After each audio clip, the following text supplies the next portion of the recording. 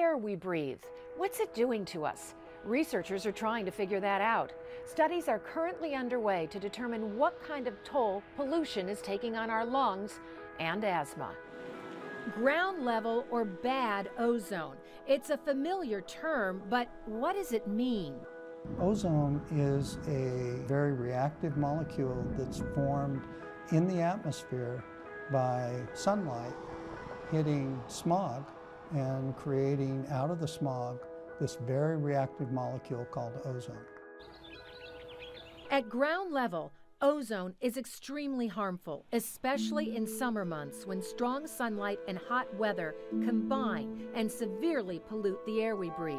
Again, we live in a valley that collects pollution, pollen, and other irritants that can trigger asthma.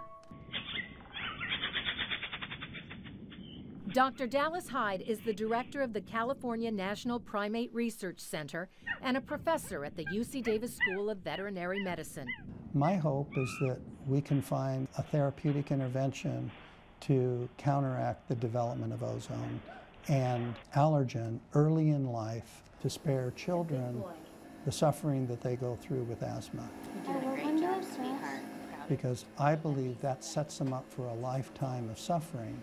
I think what we're learning is why asthma is increasing exponentially in our population, and certainly in California, where asthma is having a great toll, especially on children. The Primate Center is located in Davis and is the only one in all of California. There, Dr. Hyde is doing groundbreaking research with rhesus monkeys to better understand the relationship between air pollution, allergies, and asthma. Many of the animals at our center that are out in the breeding corrals, some of them will live their entire lifespan there, and they will live up to probably the early 30s. In the wild, they seldom live past 18 years of age. What we have found is that simply ambient levels of ozone that exceed the National Air Quality Standard is adequate to cause injury in the lung.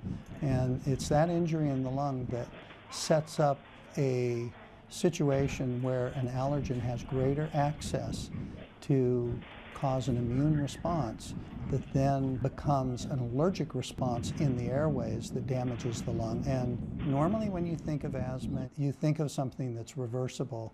What we are seeing with ozone exposure is that we're getting abnormal airway growth in infants that then doesn't appear to be reversible.